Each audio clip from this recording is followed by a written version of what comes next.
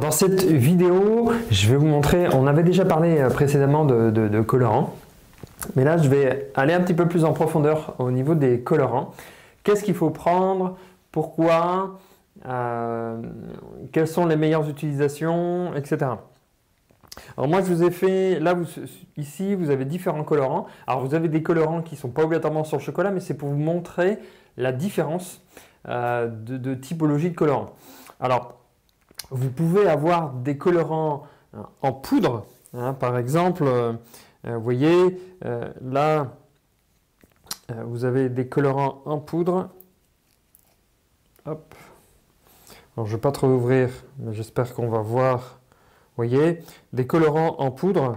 Alors, il y a des colorants qui sont hydrosolubles et des colorants liposolubles. Alors, hydrosolubles, c'est des colorants qui se mélangent à l'eau. Et donc, ceux-là à éviter, vraiment à éviter pour le chocolat. Que ce soit chocolat noir, chocolat blanc, etc. Parce qu'il faut que ça se mélange avec de l'eau. Et vous savez très bien comme moi que le chocolat de couverture ne se mélange pas avec de l'eau. Donc, il n'y aura pas une unité, en tout cas, ça fera des grains sur le chocolat, etc. Donc, ce n'est pas du tout un colorant qui est adapté pour ça. Qu'il soit en poudre, en liquide, donc tout ce qui est hydrosoluble pour le chocolat à éviter absolument. Donc, vraiment, tous les chocolats à liposoluble. Donc, liposoluble, c'est celui qui se mélange avec le gras. Donc, pour le beurre de cacao, par exemple, ça vraiment se mariera avec merveilleusement bien au niveau qu'il soit en poudre, en liquide, parce qu'il existe bien évidemment du chocolat, du colorant chocolat liquide.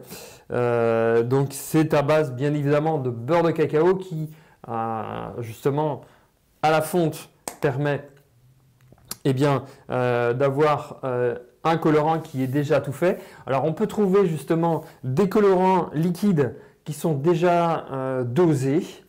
Et là, vous l'utilisez, vous mettez à température pour le beurre de cacao de suite. Et donc vous les utilisez en fonction que ce soit dans vos pistolets à chocolat, que ce soit au pinceau, que ce soit pour un œuf ou un moulage complètement au niveau du chocolat. Vous avez donc la partie poudre où là il faut le doser en fonction de ce que vous souhaitez. Donc ça c'est toujours un petit peu plus délicat selon la couleur que vous souhaitez obtenir. Donc principalement évidemment on utilise du chocolat de ivoire ou enfin chocolat blanc pour mélanger avec de la couleur. Soit des colorants en titane qui sont blancs pour renforcer la blancheur, soit vous avez des colorants qui sont rouge, blanc, etc. Bon, rouge, pardon, jaune, bleu, et vous faites des mélanges qui permettent de faire de somptueuses couleurs. Ça, c'est après au gré de ce que vous voulez obtenir au niveau du résultat. Donc par rapport aux poudres, vous avez différentes poudres également, donc qu'il faut fondre et qu'il faut mélanger avec le beurre de cacao.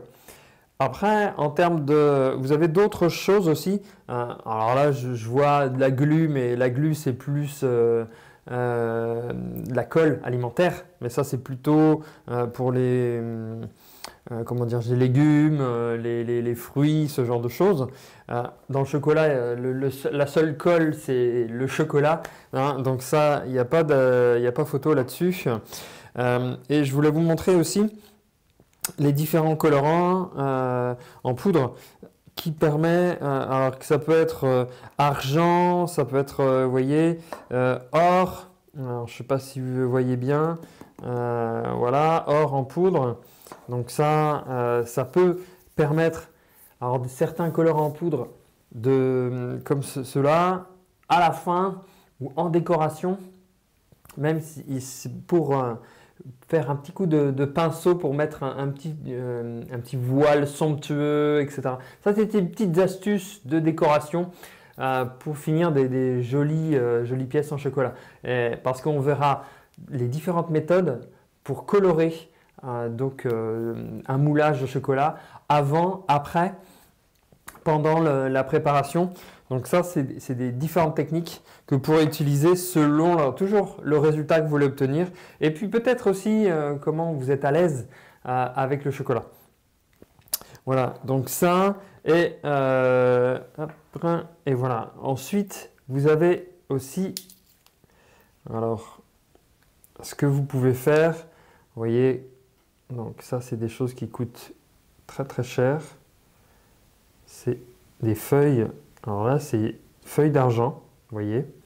Et il existe aussi, là, j'en ai pas sous la main, mais des feuilles d'or que vous pouvez utiliser, donc, en alimentaire. Ils sont toujours, bien évidemment, toujours alimentaires.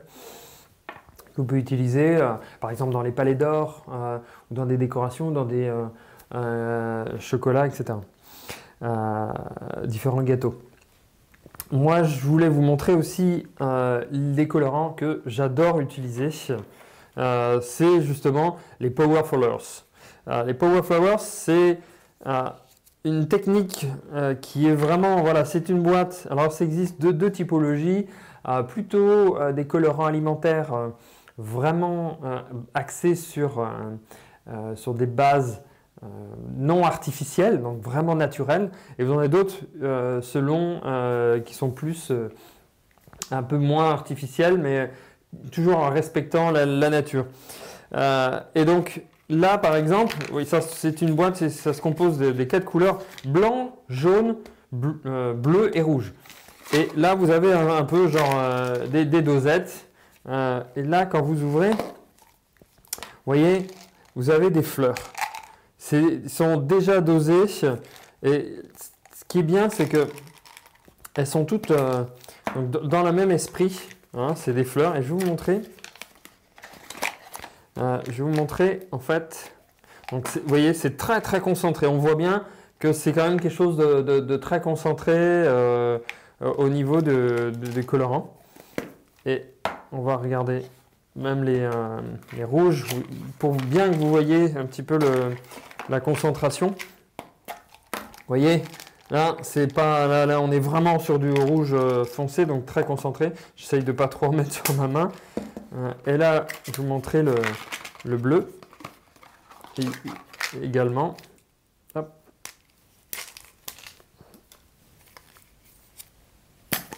Vous voyez.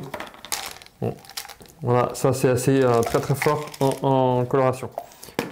Donc, je vais vous montrer, on va faire un test directement pour qu'on puisse avoir une couleur. Il y a toujours aussi une notice à l'intérieur, l'explication de ce que c'est. Hein. Par exemple, voilà, si je prends le colorant bleu brillant, c'est vraiment, il y a toujours sur support alimentaire. Ne jamais ingérer parce que là, c'est très puissant en colorant. Donc, voilà, c'est destiné à la transformation. Support, c'est beurre de cacao et colorant E133, tout simplement. Bon, voilà, c'est un produit qui peut contenir donc, du lait, du gluten, sésame, fruits à coque. Pour ceux qui ne savent pas encore, ça c'est pourquoi ça peut contenir ça, c'est parce que c'est fabriqué dans des usines ou dans des laboratoires ou des machines qui avant peut-être ont été utilisées pour ce type de matière. Voilà pourquoi mais c'est pas fait à base de ce type de produit. Avec cette boîte, on vous transmet, vous avez un tableau de colorimétrie, comme une peinture, comme un peintre qui dit bah, tiens, pour faire la peinture, il me faut tant de mélange et tout. C'est vraiment extraordinaire. C'est un concept qui est vraiment top, utilisé dans l'alimentaire. Ça vous permet, par exemple, si je dis bah, ok, je veux du vert. Eh bien, je veux du green 13B. Il me faut 8 jaunes et 2 bleus. Alors, et au début, il montre qu'est-ce que ça veut dire. Voilà, donc on a les fleurs et il montre exactement, ben voilà, il faut 8 pastilles de jaune et puis 2 pastilles de bleu. Vous voyez, si par exemple on veut du orange, eh bien il y a eu, si je prends celui-ci, c'est 8 jaunes et une orange. Donc ce qui veut dire que on a vraiment cette couleur-là. Et là, sinon, si on veut un ton un peu moins orange, ben on a une demi 50, etc. Donc on coupe tout simplement donc, le dosage, et tout ça pour 400 grammes de chocolat blanc. Donc c'est vraiment extraordinaire, c'est vraiment d'une simplicité d'avoir la couleur que l'on veut. Donc là, ils ont dû faire, enfin, c'est pas qu'ils ont dû, ils ont fait un travail magnifique sur cette mise en place. Moi, on va tester une couleur. Voilà, on va tester éventuellement du rouge. Ok, eh bien, on va faire du rouge ou fuchsia. Allez, rouge. Alors, on va prendre 8 rouges et 2 jaunes. Hein, je vais préparer 400 grammes de chocolat au lait. On va en préparer 8. 1, 2, 4, 5. Voilà. Et 2 jaunes. 2 jaunes. Ok. Et nous, on revient tout de suite pour cette préparation. Alors là, comme je disais, j'ai préparé donc, le chocolat blanc pour la couleur. Hein, donc tout simplement avec un... Là, je l'ai fait au bain-marie. Et donc avec un transparent. Donc j'aime bien le transparent parce que ça vous permet de voir un petit peu comment le chocolat se comporte. Et une petite... quelque chose de souple pour pouvoir bien tenir donc mon bol pour pas qu'il glisse dans le caoutchouc. Alors, vous pouvez aussi utiliser un torchon vraiment bien sec, hein, toujours pour poser, pour éviter que ça glisse. Donc moi je vais mettre les couleurs dedans tout simplement pour, voilà, pour colorer et pour vous montrer en live voilà, qu'est-ce que ça donne en termes de couleurs. Donc on voit déjà, vous voyez, c'est magnifique. On voit déjà la couleur qui arrive. Donc voilà, ça c'est vraiment une belle couleur. Vous voyez, donc ce qui évite vraiment. Alors là, je l'ai mis. Le chocolat, il est à 45 degrés. Il me reste donc une partie. Donc là, il y a quand je vous disais il y a 400, il y a un peu moins parce que je vais rajouter l'autre partie de chocolat blanc pour faire descendre en température, pour mettre au point le chocolat. Donc ça va être un peu plus rouge que ce qu'on avait regardé tout à l'heure au niveau du code. Hein, et puis, ça redescendra un petit peu avec un peu moins de rouge. Voilà, donc on voit encore, je préfère en fait mettre les pastilles quand la température est plus chaude, ce qui fond beaucoup plus rapidement la couleur, et ensuite mettre au point le chocolat, mettre à température. Hein. Quand je dis mettre au point, c'est mettre à température pour qu'on puisse utiliser cette belle couleur, ce chocolat. Et donc nous, on se retrouve tout à l'heure, juste après, pour mettre ce moulage en chocolat. Donc là, on peut constater que tout est mélangé. Et donc si je regarde, donc 2,8, vous voyez, donc c'est un peu plus rouge. Normal, il reste ça à mettre pour refroidir la température et mettre au point. Mais en tout cas, même déjà, ça donne, on voit tout de suite une belle couleur de brillance pour donc ce chocolat. Voilà. Donc là, je vais maintenant mettre à température pour l'utilisation. Ensuite, directement dans un moule. Donc je vérifie mon chocolat. Donc il est aux alentours de 30 degrés.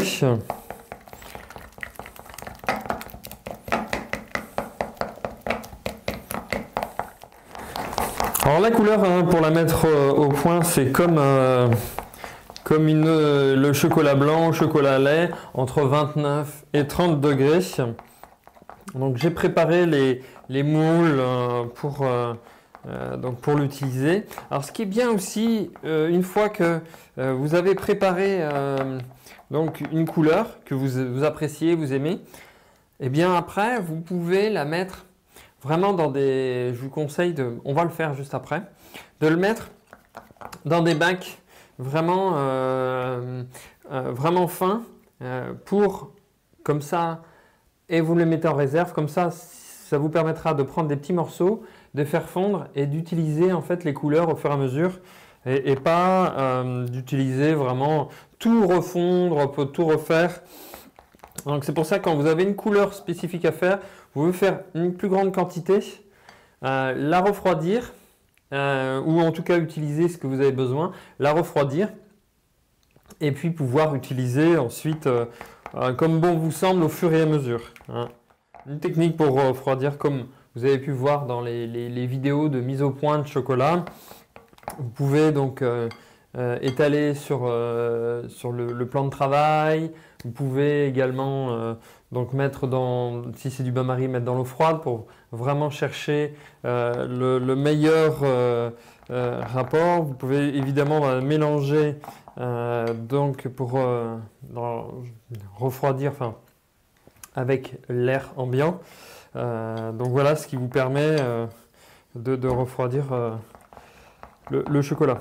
Vous pouvez constater, hein, c'est une belle couleur rouge.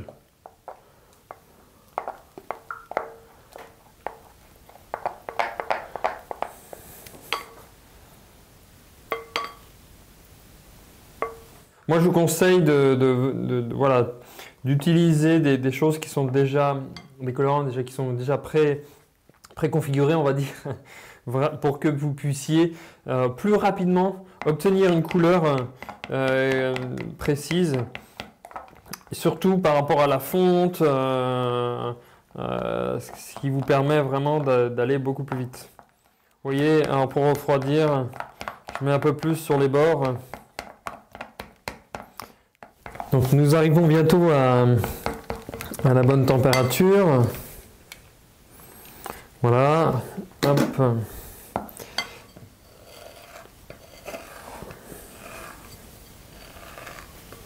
Vous voyez, avec une corne, ça vous permet vraiment... Alors comme c'est du colorant, il faut faire très attention à ne pas en mettre partout parce que ça va très très vite sinon. En fait, le danger, vraiment au niveau de quand vous voulez refroidir, n'attendez pas en fait que voilà, je vais attendre, ça va refroidir tout seul. En fait, erreur, parce que si vous ne mélangez pas, vous allez refroidir, oui, tout au bord, le dessus, les côtés, peut-être le fond, selon, ça dépend où est votre fond, s'il est sur du chaud ou pas. Et en fait, il va durcir partout, sur les bords, le dessus, et au cœur, il sera beaucoup plus chaud. Et donc quand vous allez remélanger, ça va faire des petits grains et ça va pas être uniforme en termes au niveau de la température. Hein. Donc là, à mon avis, en regardant, il doit être à point. Alors, il existe des petites techniques pour voir s'il est bon. On va laisser sécher pour voir si la température, en général, il devrait sécher assez rapidement pour montrer que la température est atteinte. Voilà, nous sommes à 29,7. 29,7, vous voyez, hop.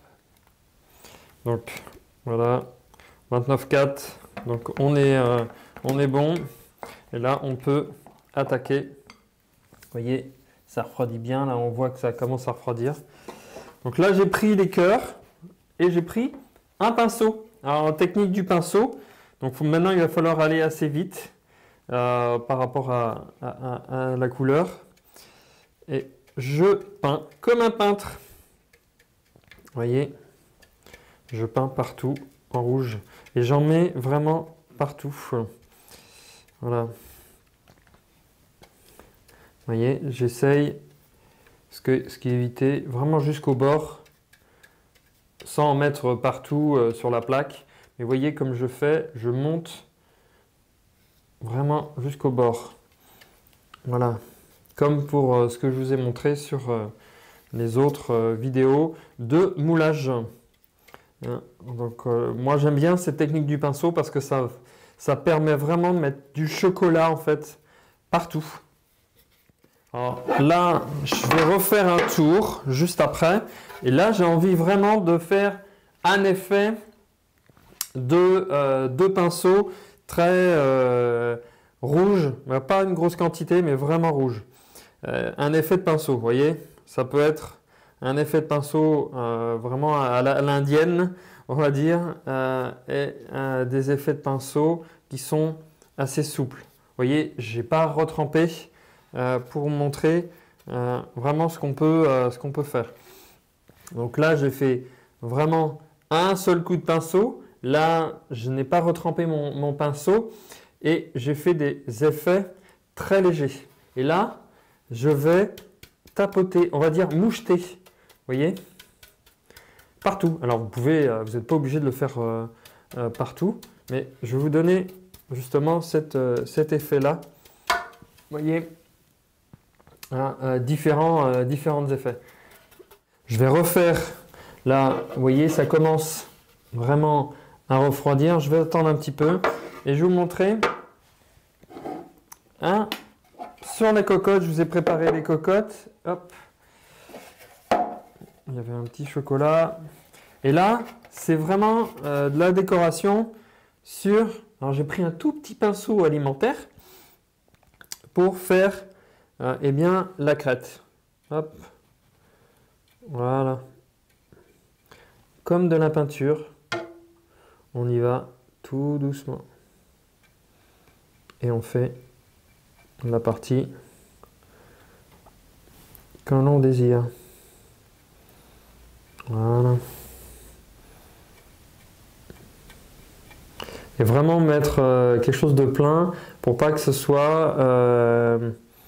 vous voyez, quand je dis plein, c'est là on voit encore des traces. Je vais vous montrer vite fait avant que ça refroidisse. On voit encore des traces du moule. Et si je recouvre de chocolat noir, on va voir le chocolat noir. Alors que si je refais une autre couche de chocolat rouge, eh bien on le verra moins, voire beaucoup moins. Voilà. Donc là, je continue sur ma poule. Hop. Voilà. Donc ça, après on pourra agrémenter. Je vous montrerai les différentes étapes dans une prochaine vidéo pour la partie de la poule. Je vais continuer donc là au niveau des cœurs pour avoir une deuxième couche plus épaisse. Voilà. Vous voyez, je vais faire une couche plus épaisse pour que à la sortie, on ait vraiment un cœur puissant, rouge. Voilà. Et ce qui permettra que ensuite on apposera et on fera une épaisseur soit du chocolat blanc, soit du chocolat noir, soit du chocolat au lait pour la suite. Je vais aussi faire une boule d'or en chocolat. Et là, mais vraiment... Alors là c'est pareil. Là ce que je vais essayer de faire, c'est une boule, mais vraiment avec des traits sur le côté, comme si j'avais tourné en rond, vraiment au niveau du pinceau. Donc comme ça, ce qui permettra voilà, d'avoir des traits tout du long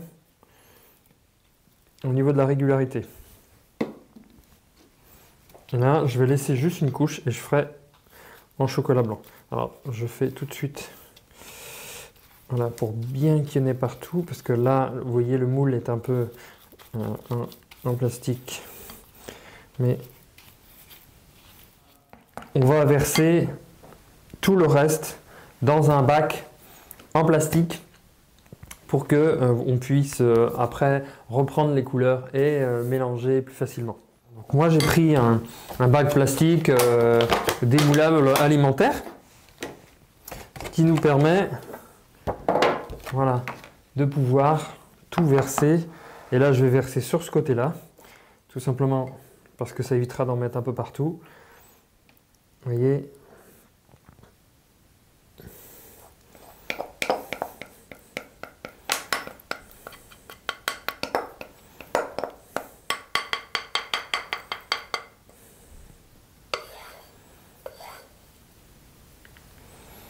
Donc, hop, je le pose là pour en mettre le moins possible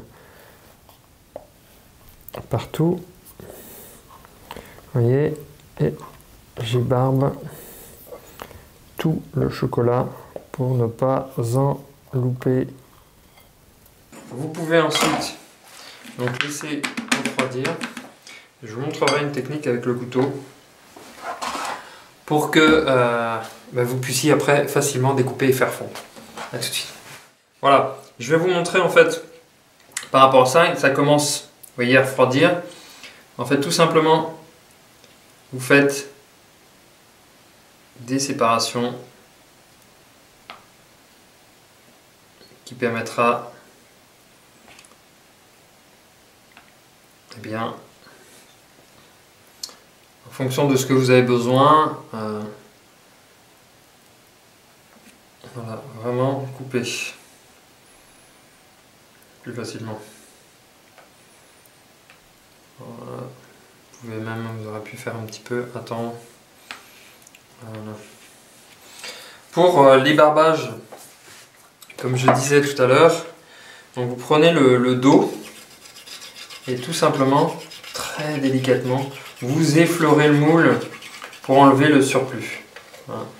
Et comme c'est du rouge, on va le remettre avec ça.